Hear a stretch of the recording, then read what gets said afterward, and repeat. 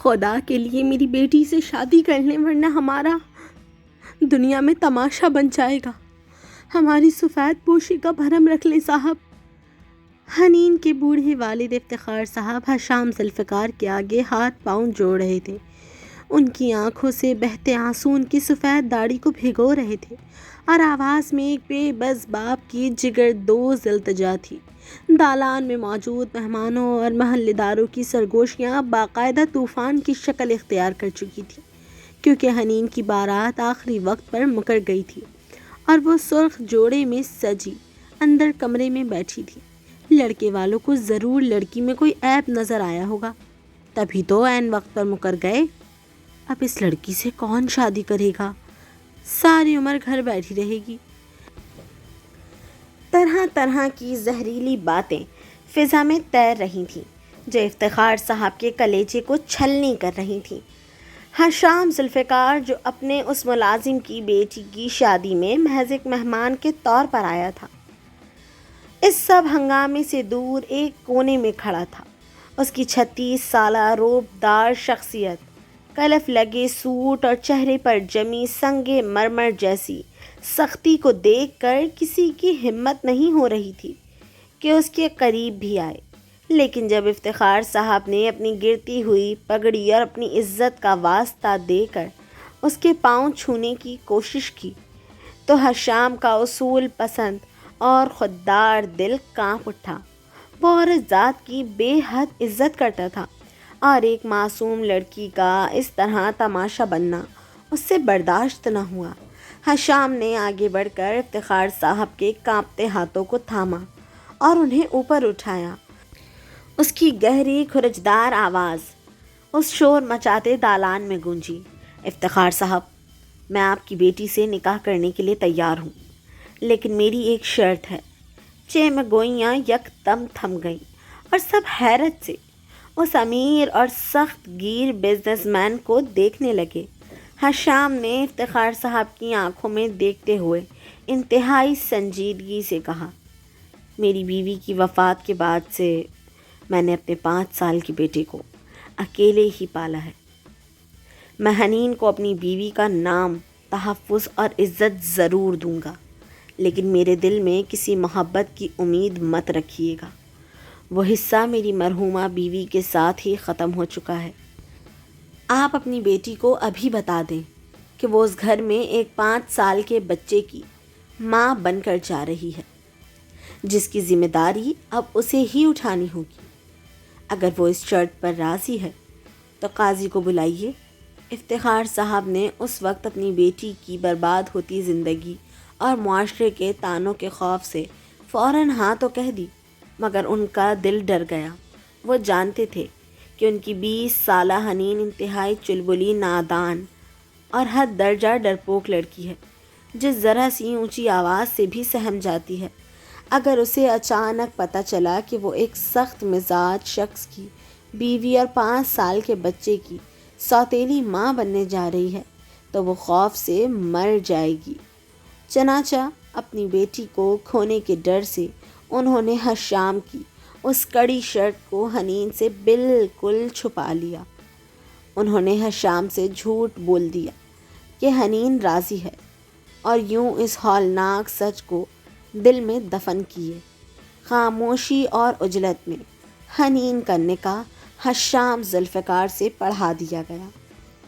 حنین اس سب سے بے خبر اپنے نصیب پر روتی ہوئی ایک ایسے مرد کے نام ہو چکی تھی جس کے دل میں سختی اور زندگی میں 5 سال کا ایک بیٹا تھا، جبکہ اس کے اپنے باپ نے اس کا ہاتھ ایک ایسے انجان وادی کی طرف بڑھا دیا تھا جہاں قدم قدم پر آزمائش تھی۔ حشام ذوالفقار کی شاندار کالی گاڑی جب اس کے وسیع و عریض بنگلے کے پورچ میں آ کر رکی تو رات کا سناٹا حنین کے اعصاب پر ہتھوڑے برسانے لگا۔ حشام نے خاموشی سے گاڑی کا انجن بند کیا اور اتر کر دوسری طرف آیا۔ جیسے ہی اس نے گاڑی کا دروازہ کھولا، حنین نے سہم کر اپنے سرخ زرق برق لہنگے کو مٹھیوں میں دبوچ لیا۔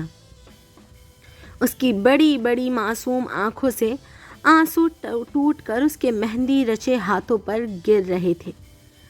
حشام نے اس کی حالت دیکھ کر بھی اپنے چہرے پر کوئی نرمی نہ آنے دی۔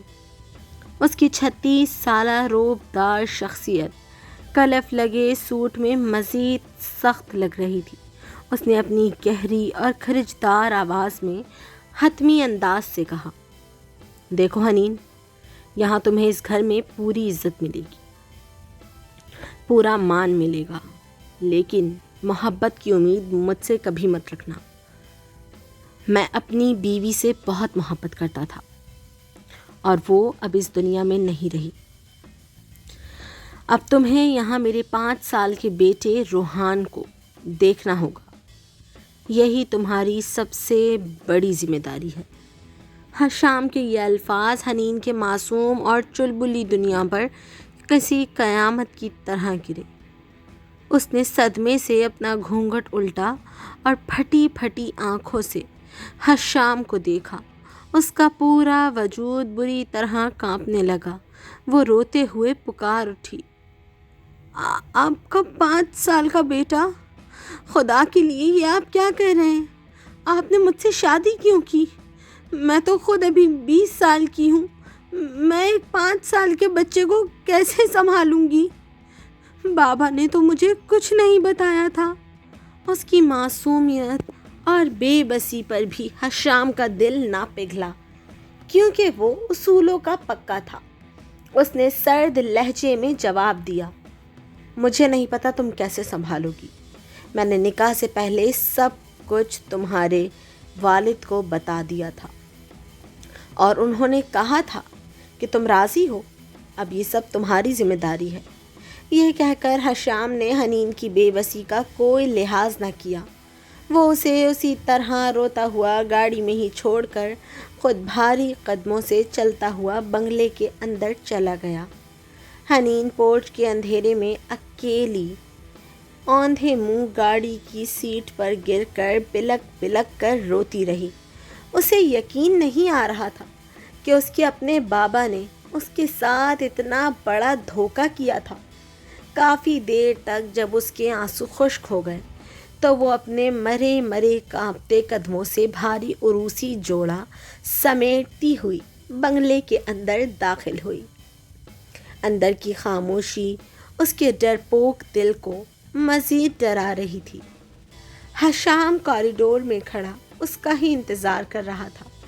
جیسے ہی حنین قریب آئی، حشام نے اوپر کی منزل کی طرف اشارہ کیا اور روحان کے کمرے کے بالکل برابر والا ایک کمرہ کھول کر سرد آواز میں کہا، اس کمرے میں جا کر رہ لو۔ حنین نے سسکیاں روکتے ہوئے اس خالی اور اجنبی کمرے کو دیکھا جو اس کا مقدر بن چکا تھا۔ حشام اسے وہاں چھوڑ کر بنا مڑ کر دیکھے خود اپنے کمرے کی طرف بڑھ گیا تاکہ روحان کو دیکھ سکے۔ حنین نے جیسے ہی کمرے کا دروازہ بند کیا، وہ زمین پر بیٹھ گئی۔ ایک طرف حشام کی یہ سخت دلی اور دوسری طرف ایک 5 سال کے بچے کی سوتیلی ماں بننے کا خوف۔ اس 20 سالہ معصوم لڑکی کی چلبلی زندگی ایک ہی رات میں اندھیروں کی نظر ہو چکی تھی۔ کمرے کی اجنبی اور سرد دیواروں کو تکتے ہوئے حنین کی وہ پہلی رات روتے سسکتے گزری تھی۔ جیسے ہی کھڑکی کے بھاری پردوں سے صبح کی پہلی کرن اندر داخل ہوئی، حنین نے ایک گہرا لرزتا ہوا سانس لیا اور آئینے کے سامنے جا کھڑی ہوئی۔ رات کا وہ زرق برق سرخ جوڑا اب اس کے وجود پر کسی بوجھ کی طرح لٹک رہا تھا اور آنکھوں کا کاجل گالوں پر بہتے آنسوؤں کی لکیروں میں جذب ہو چکا تھا۔ ابھی وہ اپنے زیورات اتارنے کی کوشش ہی کر رہی تھی کہ باہر راہداری میں کسی کے بھاری اور منظم قدموں کی آواز گونجی۔ حنین کا ڈرپوک دل یکدم حرکت میں آ گیا۔ یہ حشام کے بوٹوں کی آواز تھی۔ وہ آفس جانے کے لیے بالکل تیار ہو چکا تھا۔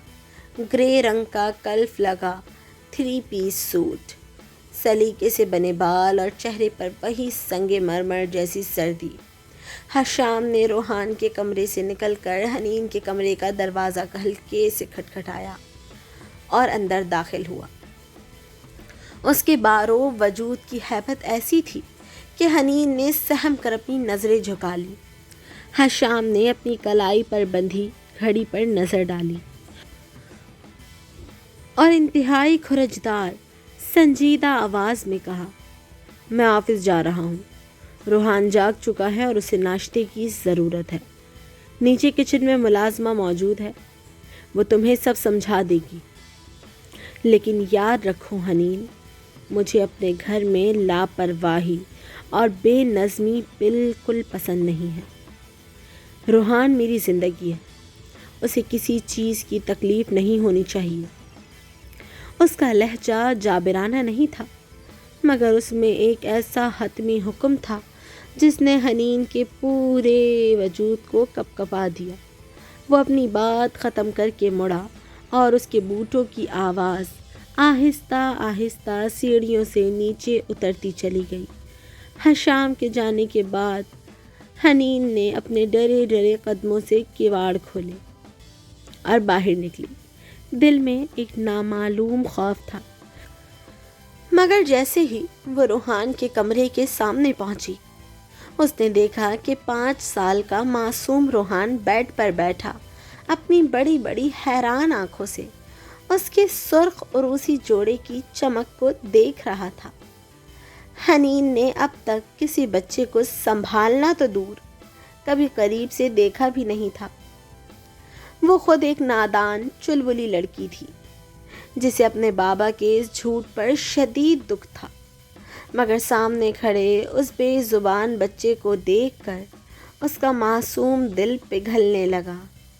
وہ ڈرتے ڈرتے روحان کی طرف بڑھی، جبکہ روحان نے بھی اپنی نئی سوتیلی ماں کو ایک اجنبی نظر سے دیکھا۔ ان دونوں کے درمیان حشام کی سخت دلی، عمر کا فرق اور جھوٹ کی ایک بہت بڑی دیوار کھڑی تھی، جس کا سامنا اب 20 سالہ حنین کو اکیلے ہی کرنا تھا۔ حشام کے آفس جاتے ہی جیسے اس عالیشان بنگلے کا سہما ہوا ماحول یکدم بدل جاتا۔ حنین اور روحان کے درمیان بہت جلد ایک پکی اور گہری دوستی ہو گئی، اور روحان تو جیسے اس کا باقاعدہ پارٹنر ان کرائم بن گیا۔ حنین چونکہ حد درجہ چٹخوری اور کھانے پینے کی بے حد شوقین تھی، اس لیے اس نے روحان کو بھی اپنے رنگ میں رنگ لیا۔ وہ ہر وقت کوئی نہ کوئی اوٹ پٹانگ حرکتیں کرتی رہتی، کبھی پورے لاؤنج میں روحان کے ساتھ مل کر تکیوں کا پہاڑ بنا دیتی، تو کبھی کچن سے چیزیں لا کر بیڈ پر پھیلا دیتی۔ اس کا پورا دن اسی مستی میں گزرتا، پورا گھر جگہ جگہ سے پھیلا رہتا، کھلونے اور خالی ریپرز یہاں وہاں بکھرے ہوتے، مگر حنین کو رتی برابر بھی اس کی فکر یا پرواہ نہیں ہوتی تھی۔ وہ بالکل اپنی دھن میں مگن رہنے والی چلبلی لڑکی تھی، جس کا بچپنا اب بھی اس کے سر چڑھ کر بولتا تھا۔ حنین کا سب سے پسندیدہ کام روحان کے کان بھرنا تھا۔ وہ دن بھر روحان کو پٹیاں پڑھاتی۔ روحان بیٹے، چلو ہم پیزا منگواتے ہیں نا، روحان چلو ہم برگر منگواتے ہیں۔ اور معصوم روحان، جو پہلے بمشکل دن میں 2 بار کھانا کھاتا تھا، اب دن میں 4 بار گھر کے نوکروں سے کبھی پیزا، کبھی فرائز اور کبھی زنگر برگر کی فرمائشیں کرنے لگا۔ نوکر بھی حیران تھے کہ چھوٹے صاحب کو اچانک کیا ہو گیا ہے، لیکن صاحب کے بیٹے کا حکم تھا، اس لیے چپ چاپ باہر سے چیزیں منگوا دی جاتی۔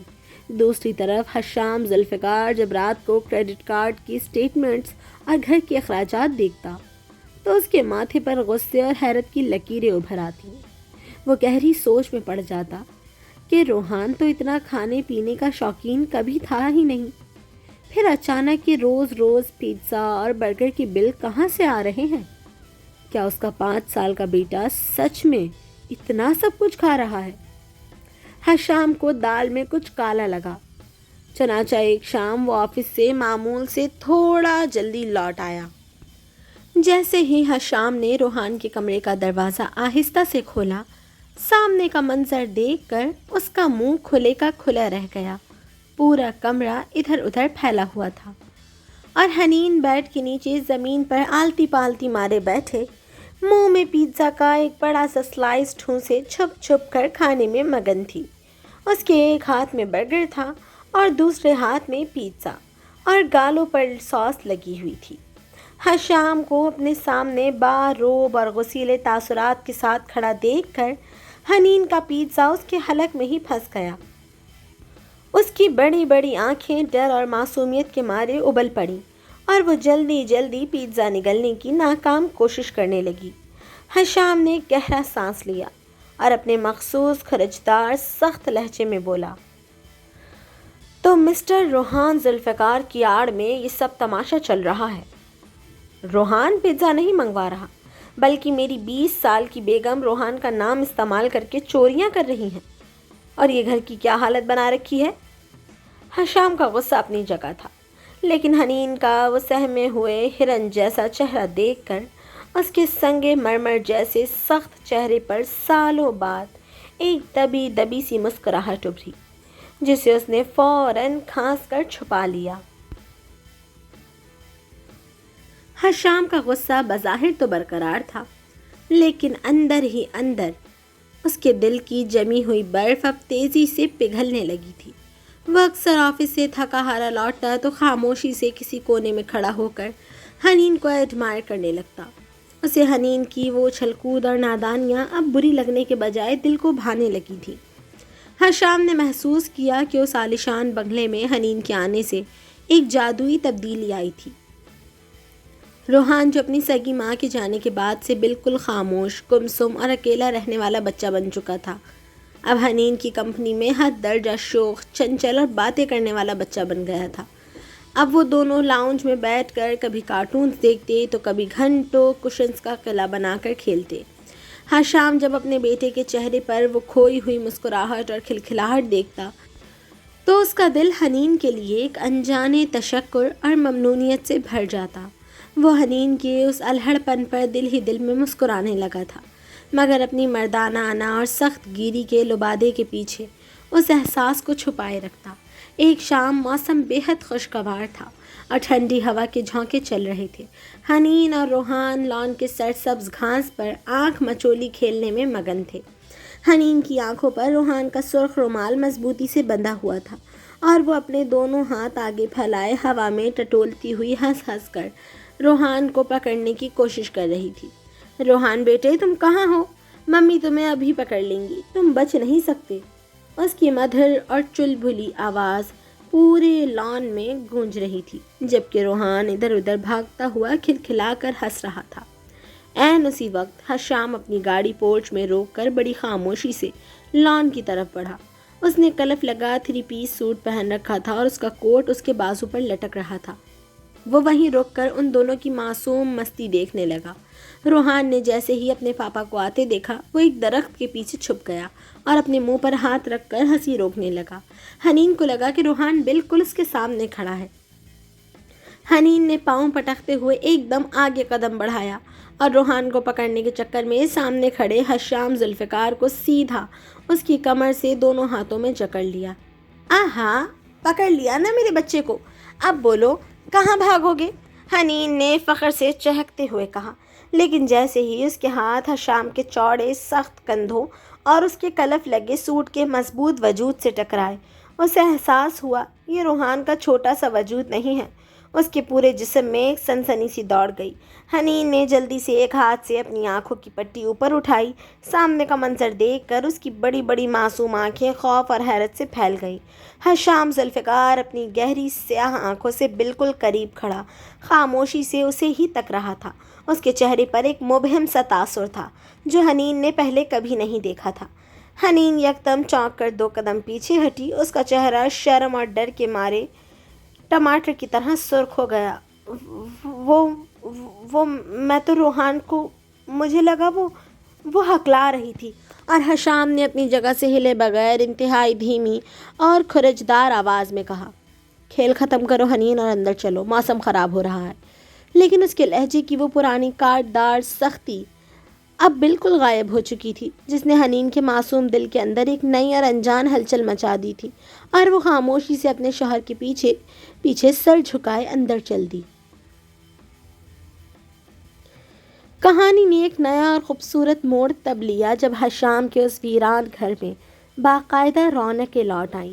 حنین کی صحبت نے روحان کو اتنا بدل دیا تھا کہ اب وہ پہلے کی طرح خاموش بچہ نہیں رہا تھا، بلکہ حد درجہ چنچل اور ضدی ہو چکا تھا، اور حشام اپنے بیٹے کی ہر ضد کو ہنس کر پورا کرتا تھا۔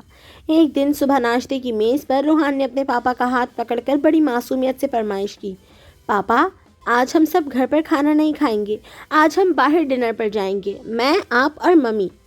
حشام نے جب اپنے بیٹے کی آنکھوں میں چمک دیکھی تو انکار نہ کر سکا۔ اس نے حنین کی طرف دیکھا جو خاموشی سے چائے کا کپ تھامے روحان کی اس ہمت پر دل ہی دل میں خوش ہو رہی تھی۔ حشام نے بغیر کوئی سخت تاثر دیے صرف ایک گہرا سانس لیا اور حتمی انداز میں کہا، ٹھیک ہے، آج ہم باہر چلیں گے، میں شام کو جلدی آ جاؤں گا۔ یہ سنتے ہی روحان خوشی سے اچھل پڑا اور حنین کے چہرے پر بھی ایک بڑی سی مسکراہٹ پھیل گئی۔ شام کو حشام اپنے وعدے کے مطابق معمول سے پہلے گھر لوٹ آیا۔ وہ جیسے ہی لاؤنج میں داخل ہوا، اس کے ہاتھوں میں شاپنگ بیگز دیکھ کر حنین اور روحان دونوں چونک گئے۔ حشام نے وہ بیگ صوفے پر رکھتے ہوئے اپنی مخصوص گہری اور سنجیدہ آواز میں کہا، روحان یہ تمہارے کپڑے ہیں اور حنین یہ تمہارے لیے ہے، جلدی تیار ہو جاؤ، ہمارے پاس زیادہ وقت نہیں ہے۔ حنین نے حیرت اور خوشی کے ملے جلے جذبات کے ساتھ جب بیگ کھولا تو اس کے اندر ایک بے حد نفیس گہرے جامنی رنگ کا خوبصورت لباس تھا، جس پر باریک کڑھائی کا کام ہوا تھا۔ حنین کا دل باغ باغ ہو گیا۔ اس نے کبھی سوچا بھی نہیں تھا کہ حشام جیسا سخت مزاج شوہر اس کے لیے خود جا کر کپڑے خریدے گا۔ وہ کپڑے سمیٹ کر فوراً اپنے کمرے کی طرف بھاگی، اور اس کا یہ اچھلتے ہوئے جانا حشام کے لبوں پر ایک ہلکی سی نادیدہ مسکراہٹ چھوڑ گیا۔ تقریباً آدھے گھنٹے بعد جب حشام لاؤنج میں کھڑا اپنی گھڑی کی سوئیاں دیکھ رہا تھا، سیڑھیوں پر ہلکی سی آہٹ ہوئی۔ حشام نے جیسے ہی سر اٹھا کر اوپر دیکھا، اس کی نظریں وہیں منجمد ہو کر رہ گئیں، اور اس کا دل ایک پل کے لیے دھڑکنا بھول گیا۔ حنین سیڑھیوں سے نیچے اتر رہی تھی، اس گہرے جامنی رنگ کے لباس میں، ہلکے سے میک اپ اور کھلے بالوں کے ساتھ وہ بلا کی خوبصورت اور قیامت خیز لگ رہی تھی۔ 20 سالہ حنین کی معصومیت اور حسن کا یہ امتزاج ایسا تھا کہ حشام جیسا سنگ مرمر کا انسان بھی اندر تک ہل کر رہ گیا۔ اس کی گہری آنکھیں حنین کے چہرے پر ٹک گئیں، اور وہ چاہ کر بھی اپنی نظریں ہٹا نہیں پا رہا تھا۔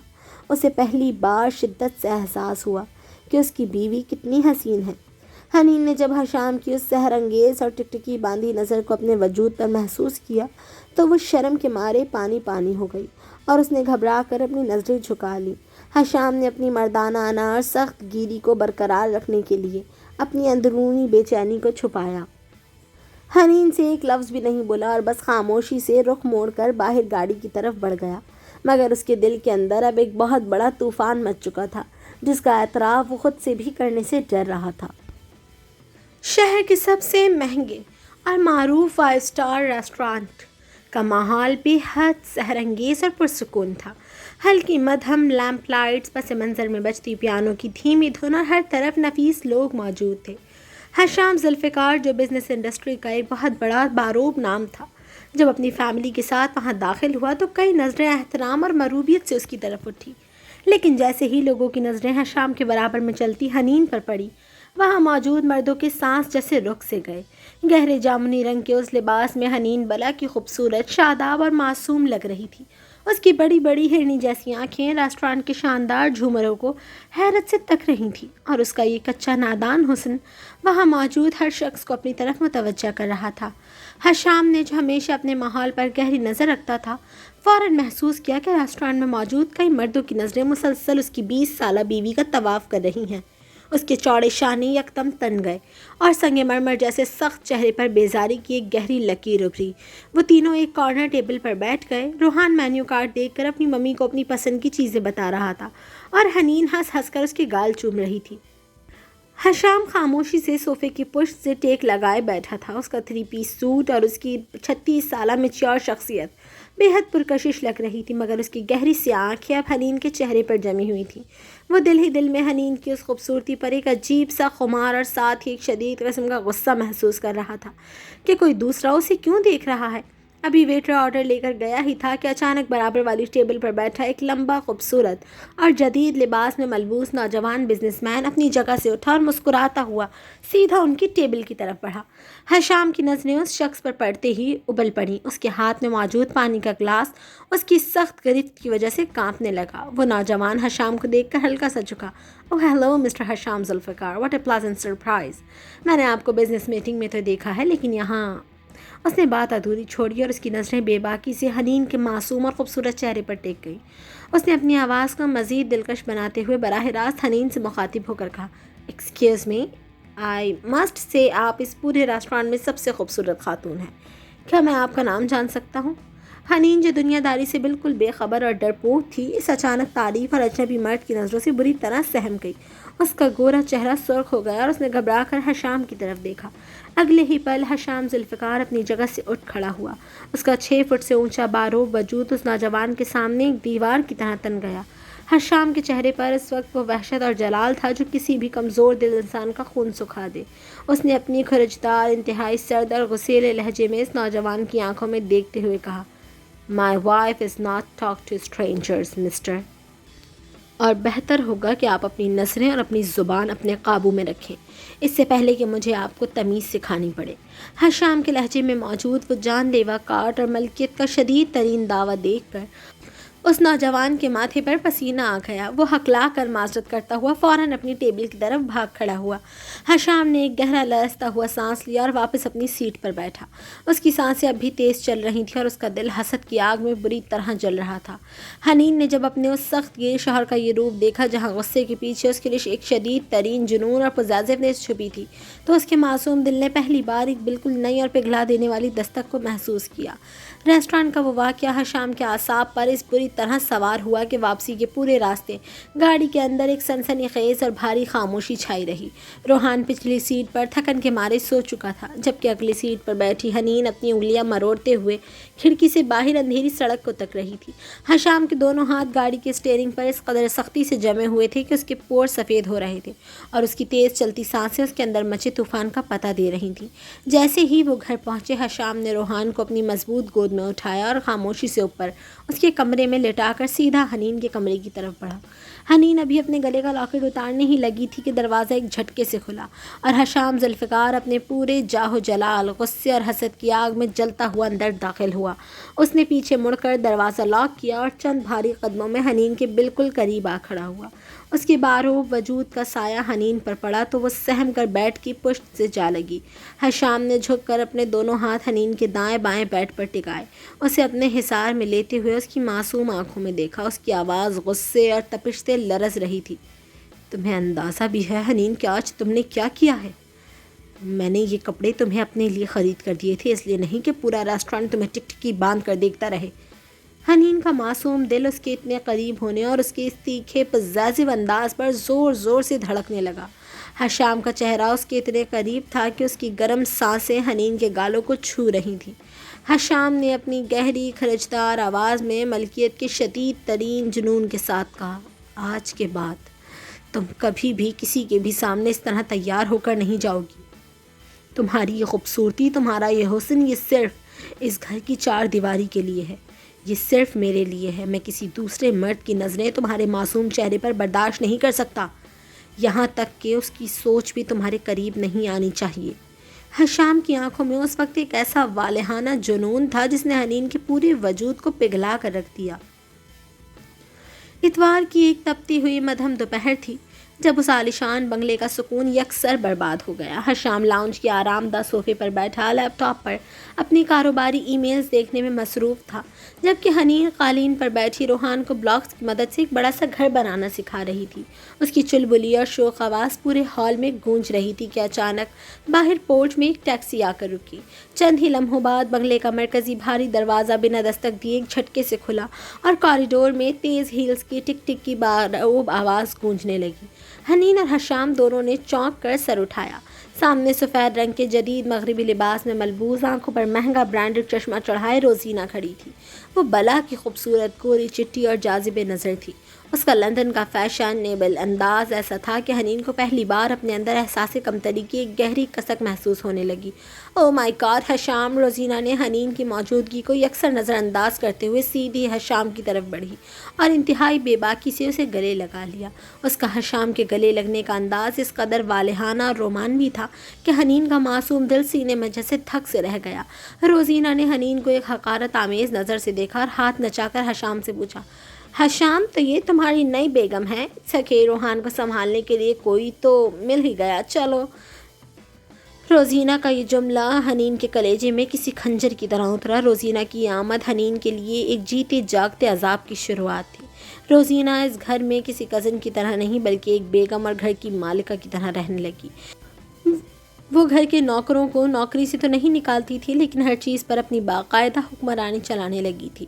صبح سویرے وہ کچن میں جا کر نوکروں پر روب جماتی۔ تمہیں عقل نہیں ہے؟ صاحب کو یہ نہیں پسند، وہ پسند ہے، چلو ہٹو یہاں سے اور میرے طریقے سے کام کرو۔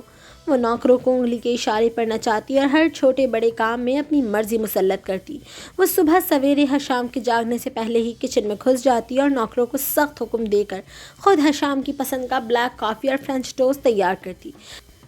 جب حشام کلف لگی سوٹ میں تیار ہو کر نیچے آتا تو روزینہ ڈائننگ ٹیبل پر اس کے بالکل ساتھ جڑ کر انتہائی قربت کے ساتھ بیٹھ جاتی۔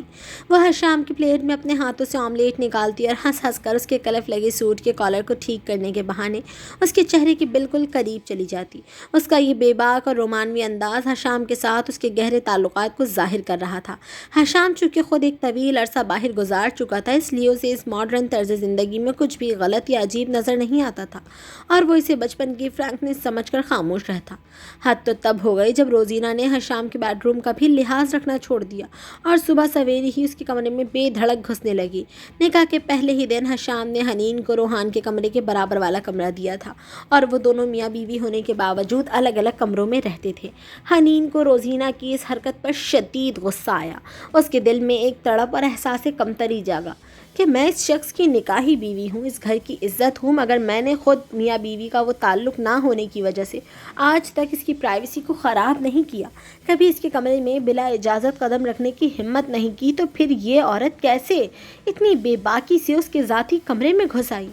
ایک صبح حشام ابھی الماری سے اپنے کپڑے نکال ہی رہا تھا کہ روزینہ بغیر دستک دیے دروازہ کھول کر اندر داخل ہو گئی۔ حنین اس وقت کوریڈور سے گزر رہی تھی اور جیسے ہی اس کی نظر کھلے دروازے پر پڑی وہ وہیں رک گئی۔ وہ کمرے کے دروازے پر کھڑی ہو کر ساکت نظروں سے سب کچھ دیکھ رہی تھی۔ روزینہ نے حشام کے ہاتھ سے اس کی پسند کا نیلے رنگ کا سوٹ ایک جھٹکے سے چھینا اور تحکمانہ انداز میں بالکل اس کے سینے کے قریب آ کر کھڑی ہو گئی۔ روزینہ نے انتہائی بے باکی اور رومانوی انداز سے حشام کی آنکھوں میں دیکھتے ہوئے کہا، نہیں حشام، تم آج یہ کپڑے بالکل نہیں پہنو گے۔ میں تمہیں بتاؤں گی کہ تمہیں کون سے کپڑے پہننے ہیں۔ آج تمہاری اتنی اہم میٹنگ ہے اور تم یہ بورنگ کلر پہن رہے ہو۔ یہ گرے سوٹ نکالو، تم پر یہ جچے گا۔ حشام نے اس کی اس قربت پر کوئی غصہ نہیں کیا بلکہ عام انداز میں ہنس کر بات کرنے لگا۔ حنین کا پورا وجود حسد، غصے اور بے عزتی کی آگ میں جل بھن کر رہ گیا۔ چونکہ ابھی حشام کے اور اس کے بیچ ایسا کوئی تعلق ہی نہیں تھا کہ وہ آگے بڑھ کر اپنا حق جتاتی، اس لیے وہ حشام سے کچھ بھی نہیں بولی۔ اس نے بس غصے میں اپنے بھاری پاؤں پٹکے اور وہاں سے اپنے کمرے کی طرف چلی گئی۔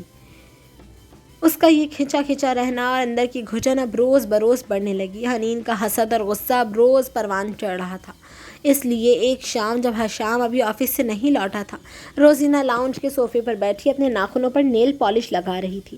حنین روحان کا ہاتھ تھامے وہاں آئی۔ وہ روزینہ کو اس کا اصل رشتہ اور اوقات یاد دلانا چاہتی تھی، اس لیے اس نے روحان کو آگے بڑھایا اور دھیمی مگر مضبوط آواز میں کہا، روحان بیٹے، دیکھو سامنے کون بیٹھی ہیں، چلو جلدی سے بولو، روزینہ پھپھو۔ معصوم روحان نے چہک کر بولا، روزینہ پھپھو۔ یہ جملہ سنتے ہی روزینہ کا چہرہ غصے سے نیلا پڑ گیا۔ اسے لگا کہ اس دیسی رشتے نے اس کی ماڈرن اور گلیمرس شخصیت کی توہین کی ہے۔ اس نے نیل پالش کی شیشی ٹیبل پر پٹکی، صوفے سے اٹھی اور حنین کو سنبھلنے کا موقع دیے بغیر ایک زوردار تھپڑ روحان کے منہ پر دے مارا۔ تھپڑ کی گونج پورے ہال میں سنائی دی۔ خبردار، جو آئندہ اس جاہلانہ لفظ سے مجھے پکارا، میں تمہاری پھپھو نہیں، روزینہ آنٹی ہوں، سمجھ آئی تمہیں؟ روحان صدمے اور درد سے بلک بلک کر رونا ہو گیا اور حنین کا اپنا خون کھول اٹھا۔ وہ روحان کو اپنے سینے سے لگا کر روزینہ پر جھپٹنے ہی والی تھی کہ اسی وقت باہر حشام کی گاڑی پورچ میں آ کر رکی۔ جیسے ہی حشام لاؤنج میں داخل ہوا، روحان کو بری طرح روتا دیکھ کر ٹھٹک گیا۔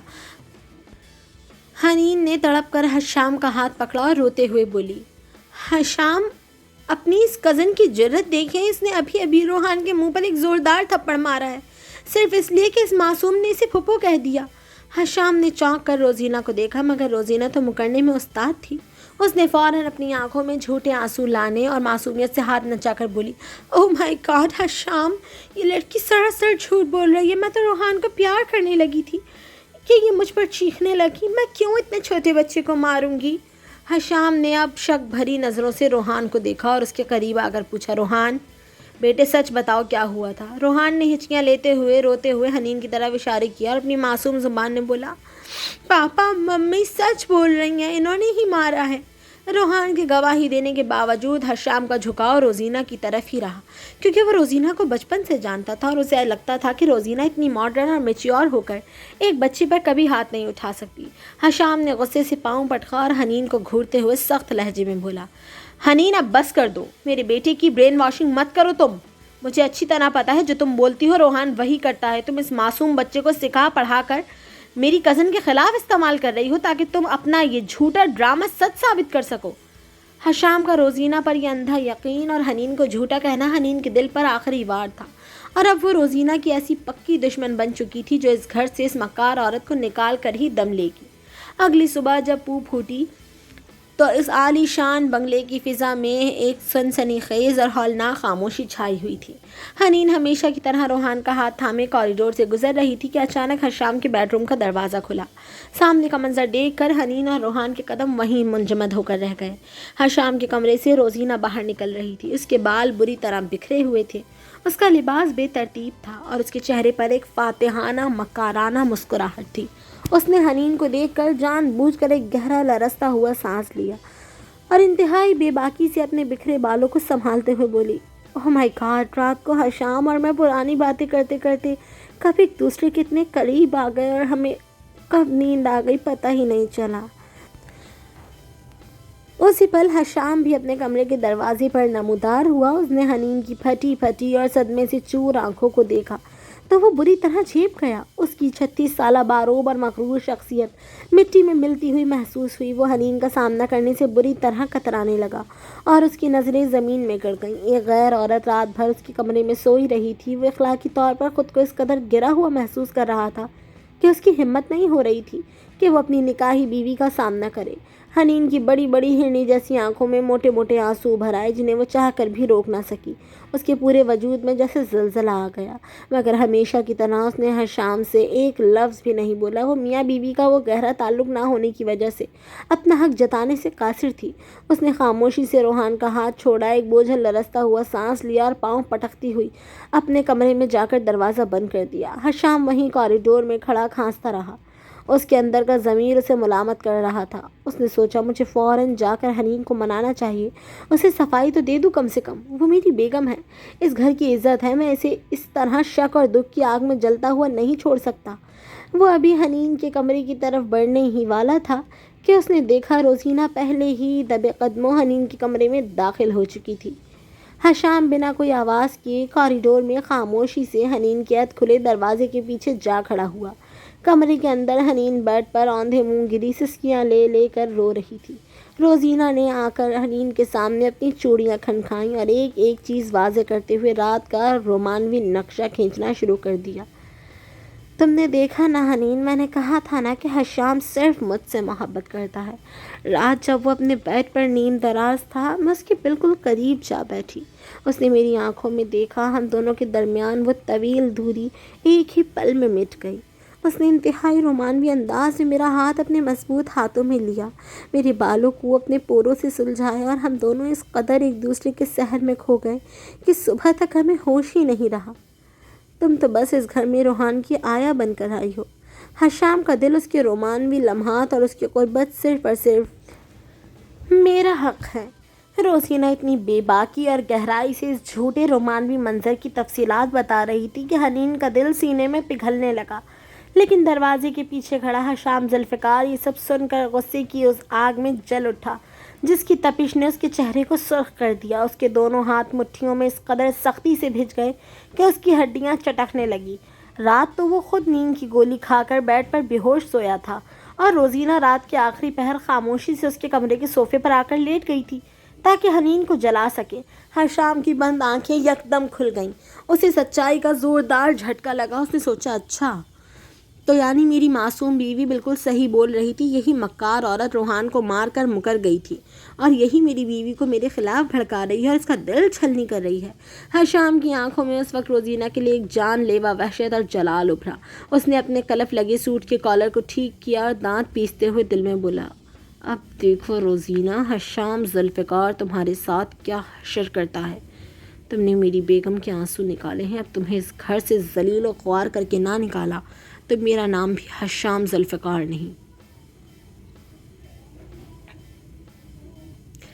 روزینہ جیسے ہی حنین کا دل چھلنی کر کے اپنی مکارانہ ہنسی ہنستی ہوئی کمرے سے نکل کر اپنے روم کی طرف بڑھی، حشام ایک پل بھی ضائع کیے بغیر فوراً حنین کے کمرے میں داخل ہو گیا۔ اس کا دل اپنی معصوم بیوی کے دکھ پر بری طرح تڑپ رہا تھا۔ حنین بیڈ پر منہ دیے رو رہی تھی، اس کے نحیف کندھے سسکیوں کے مارے بری طرح ہل رہے تھے۔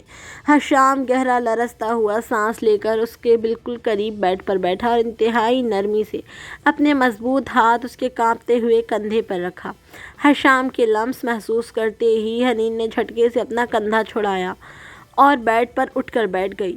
اس کی لال اور سوجی ہوئی آنکھوں میں اس وقت شدید غصہ، تپش اور مان ٹوٹنے کا دکھ صاف نظر آ رہا تھا۔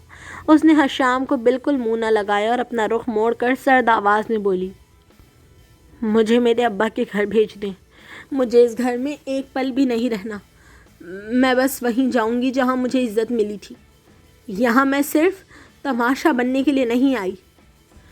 حشام نے اس کے اس کچے غصے اور ٹوٹتے ہوئے مان کو دیکھ کر میاں بیوی کے اس تعلق کو پہلی بار ایک گہرا اور تیکھا رومانوی موڑ دیا۔ اس نے حنین کی ایک نہ سنی، آگے بڑھ کر حنین کی دونوں نازک کلائیوں کو اپنے مضبوط ہاتھوں کی گرفت میں لیا اور اسے اپنے چوڑے اور سخت سینے کے بالکل قریب کھینچ لیا۔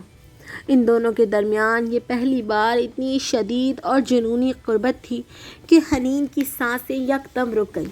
حشام نے اپنی سحر انگیز، خرچدار اور پگھلا دینے والی آواز میں حنین کے چہرے پر اپنی گرم سانسیں بکھیرتے ہوئے پوچھا، میرے بغیر رہ لو گی حنین؟ سچ سچ بتاؤ، کیا تم حشام ذوالفقار کے بغیر ایک دن بھی جی پاؤ گی؟ حنین کا دل سینے میں ہتھوڑے کی طرح بجنے لگا، مگر اس کے نخرے اور روٹھنا ابھی باقی تھا۔ اس نے اپنے چہرے پر بہتے آنسوؤں کو جھٹکا اور روتے ہوئے اپنے چہرے کو دوسری طرف موڑ کر بولی، ہاں رہ لوں گی، بہت آرام سے رہ لوں گی۔ آپ کو تو وہ روزینہ پسند ہے نا، وہ ماڈرن ہے، خوبصورت ہے، آپ کے کپڑے بدلتی ہے، آپ کے کمرے میں سوتی ہے، آپ اسی کے پاس جائیں، میرے پاس کیوں آئے ہیں؟ حنین کی اس معصومانہ حسد اور روتے ہوئے نخرے پر حشام کے لبوں پر ایک والہانہ اور گہری مسکراہٹ ابھری۔ اس نے اپنی گرفت مزید سخت کی اور انتہائی انٹینس انداز میں جھک کر حنین کے گال سے اس کے آنسو کو اپنے پوروں سے صاف کیا۔ اس کے ماتھے پر اپنے ہونٹ رکھ کر ایک طویل اور گہرا پیار کیا جس نے حنین کے پورے وجود کو موم کی طرح پگھلا کر رکھ دیا۔ حشام نے اس کے چہرے کو دونوں ہاتھوں کے پیالے میں تھاما اور بولا، اب میری بات سنو کان کھول کر میری نادان بیگم۔ رات روزینہ میرے کمرے کے صوفے پر آ کر سوئی تھی، میں نے اسے چھوا تک نہیں، اور وہ ابھی جو تمہیں کہانیاں سنا کر گئی ہے، میں نے دروازے کے پیچھے کھڑے ہو کر اس کا ایک ایک لفظ سن لیا ہے۔ مجھے پتہ چل گیا ہے کہ وہی روحان کو مار کر مکر گئی تھی اور وہی تمہیں میرے خلاف بھڑکا رہی تھی، لیکن اب ہم اس مکار عورت کو اتنی آسانی سے گھر سے نہیں نکالیں گے، بلکہ ہم دونوں مل کر ایک ایسا پلان بنائیں گے کہ وہ خود ناچ ناچ کر اس گھر سے ذلیل ہو کر بھاگے گی۔ حنین نے حیرت سے اپنے شوہر کو دیکھا۔ جس کی آنکھوں میں اب روزینہ کے لیے ایک شاطرانہ چمک ابھر آئی تھی، اور وہ دونوں بیڈ پر بالکل قریب بیٹھے اب اس پلان کو ترتیب دینے لگے۔ حشام نے جیسے ہی حنین کو پورا پلان سمجھایا، اس کے معصوم اور چٹخورے دل کو جیسے سکون مل گیا۔ حشام نے حنین کو اپنے سینے سے لگا رکھا اور دھیمی آواز میں کہا، بس اب دیکھتی جاؤ تمہارا یہ شوہر اس مکار عورت کو کیسے نچاتا ہے۔ اگلی ہی صبح سے حشام نے اپنے پلان پر عمل شروع کر دیا۔ اس نے روزینہ کے ساتھ اپنی قربت اور زیادہ بڑھا دی۔ وہ ناشتے کی میز پر اس کی باتوں پر کھل کر ہنسنے لگا اور ایسی نظروں سے دیکھنے لگا جیسے وہ سچ میں اس کی محبت کے جال میں پھنس چکا ہو۔ روزینہ تو خوشی کے مارے ہواؤں میں اڑنے لگی۔ وہ لاؤنج میں کھڑی اپنی انگلیاں مٹکا کر نوکروں پر روب جما رہی تھی کہ حشام اس کے قریب آیا اور انتہائی سنجیدہ ڈرامائی انداز میں بولا، روزینہ، میں نے فیصلہ کر لیا ہے، میں حنین جیسی بے وقوف اور سیدھی سادھی لڑکی کے ساتھ اپنی پوری زندگی نہیں گزار سکتا۔ میں بہت جلد اسے طلاق دے کر تم سے شادی کروں گا، لیکن میری ایک شرط ہے۔ اب سے روحان کا کھانا پینا، نہلانا دھلانا اور اس کے سارے کام تم ہی کرو گی، تاکہ مجھے یقین ہو جائے کہ تم میرے بچے کو سنبھال سکتی ہو۔ روزینہ نے حشام کی دولت اور شادی کے چکر میں فوراً ہاں تو کہہ دی، مگر وہ یہ نہیں جانتی تھی کہ پیچھے حشام اور حنین نے روحان کو باقاعدہ ٹریننگ دے رکھی تھی۔ حنین نے اکیلے میں روحان کو گود میں بٹھا کر پیار کیا تھا اور سمجھایا تھا، روحان بیٹے، اب آپ نے اپنے سارے کام روزینہ آنٹی سے کروانے ہیں اور انہیں خوب نچانا ہے۔ بس پھر کیا تھا، 5 سال کے روحان نے روزینہ کی وہ مت ماری کہ دیکھنے والے دنگ رہ گئے۔ صبح سویرے روحان روزینہ کے کمرے کا دروازہ پیٹتا، آنٹی مجھے ابھی پوٹی آئی ہے، مجھے دھلائیں۔ روزینہ گھبرا کر اٹھتی تو روحان کچن میں بھاگ جاتا، آنٹی مجھے فرائز کھانے ہیں، اپنے ہاتھ سے بنا کر دیں۔ روزینہ فرائز تلنے بیٹھتی تو روحان پورے لاؤنج میں دہی پھیلا دیتا، آنٹی اب یہاں پوچھا لگائیں۔ روحان نے روزینہ کو اتنا نچایا کہ اس کی مہنگی برانڈڈ ہیلز ٹوٹ گئیں، اس کا میک اپ بہہ گیا اور لندن کی وہ گلیمرس میم اب کسی پاگل خانے کی مریضہ لگنے لگی۔ اس سب کے بیچ حشام اور حنین کا چھپا ہوا رومانس اپنے عروج پر تھا۔ جب روزینہ روحان کے پیچھے کچن میں برتن دھو رہی ہوتی یا روحان کے گندے کپڑے سمیٹ رہی ہوتی، حشام کوریڈور کے اندھیرے میں حنین کو کمر سے پکڑ کر اپنے قریب کھینچ لیتا۔ حنین شرم سے لال ہو کر اس کے سینے پر ہاتھ رکھتی، چھوڑے نا حشام، کوئی دیکھ لے گا۔ تو حشام انتہائی انٹینس انداز میں اس کے کان کے پاس جھک کر کہتا، دیکھنے دو، اپنی بیوی سے رومانس کر رہا ہوں، کسی اور سے نہیں۔ حشام رات کو چھپ کر حنین کے کمرے میں آتا، اسے چاکلیٹس اور پزا لا کر دیتا اور دونوں بیڈ پر بالکل قریب بیٹھ کر روزینہ کی حالت زار پر دبی دبی ہنسی ہنستے اور ایک دوسرے کی قربت کا لطف اٹھاتے۔ حنین اب پوری طرح اپنے شوہر کی محبت کے سحر میں گرفتار ہو چکی تھی۔ آخر کار تیسرے دن روزینہ کا ضبط پوری طرح جواب دے گیا۔ وہ روحان کو نہلانے باتھ روم میں گئی تھی، جہاں روحان نے جان بوجھ کر ٹھنڈے پانی کا شاور روزینہ کے مہنگے سوٹ پر کھول دیا۔ روزینہ سر سے پاؤں تک بھیگ چکی تھی، اس کے بال چڑیلوں کی طرح منہ پر آ رہے تھے۔ وہ چیختی چلاتی ہوئی لاؤنج میں بھاگی، جہاں حشام اور حنین پہلے سے ہی صوفے پر بیٹھے چائے پی رہے تھے۔ روزینہ نے غصے سے تل ملا کر اپنے بھیگے ہوئے بال جھٹکے اور پاگلوں کی طرح چیخ کر بولی، بس بہت ہو گیا حشام، میں یہ تمہارا منحوس بچہ پالنے نہیں آئی ہوں۔ تم نے مجھے کیا پاگل سمجھ رکھا ہے؟ وہاں برطانیہ میں اس بدتمیز اور منحوس اقبال نے مجھے طلاق دے دی تو میں یہاں آئی تاکہ تمہاری دولت پر عیش کروں۔ یہاں میں تمہارے بچے کے گندے ڈائپر اور پوٹی صاف کروں؟ ایو! ارے مجھے تمہارا ایک گندا بچہ نہیں چاہیے، مجھے صرف تمہاری دولت چاہیے تھی، لیکن اس بچے نے تو میری جان نکال دی ہے۔ روزینہ کے منہ سے طلاق اور دولت کا یہ ہولناک سچ سنتے ہی حشام صوفے سے اٹھ کھڑا ہوا۔ اس کے چہرے پر اب وہ جھوٹا پیار غائب تھا اور اس کی جگہ اس کا روایتی جاہ جلال آ چکا تھا۔ اس نے اپنی خرجدار اور باروب آواز میں نوکروں کو حکم دیا، رحمت علی، اس عورت کا سارا سامان باہر سڑک پر پھینک دو۔ حشام نے روزینہ کی طرف دیکھا، اس کی آنکھوں میں حقارت تھی۔ تم نے کیا سوچا تھا روزینہ کہ حشام ذوالفقار اتنا اندھا ہے؟ میں تو بس اپنی معصوم بیوی کا دل رکھنے کے لیے تمہیں نچا رہا تھا۔ اب دفع ہو جاؤ میرے گھر سے، اس سے پہلے کہ میں پولیس بلا لوں۔ روزینہ جھٹکے سے پیچھے منہ ہٹی۔ اس کا مکار چہرہ عبرت کا نشان بن چکا تھا۔ وہ اپنے پیروں پر خود ناچتی ہوئی بھیگے بالوں کے ساتھ ذلیل اور خوار ہو کر اس بنگلے سے ہمیشہ کے لیے بھاگ کھڑی ہوئی۔ حشام نے مسکرا کر پیچھے مڑا، جبکہ روحان ان دونوں کی ٹانگوں سے لپٹ کر کھلکھلا کر ہنس رہا تھا۔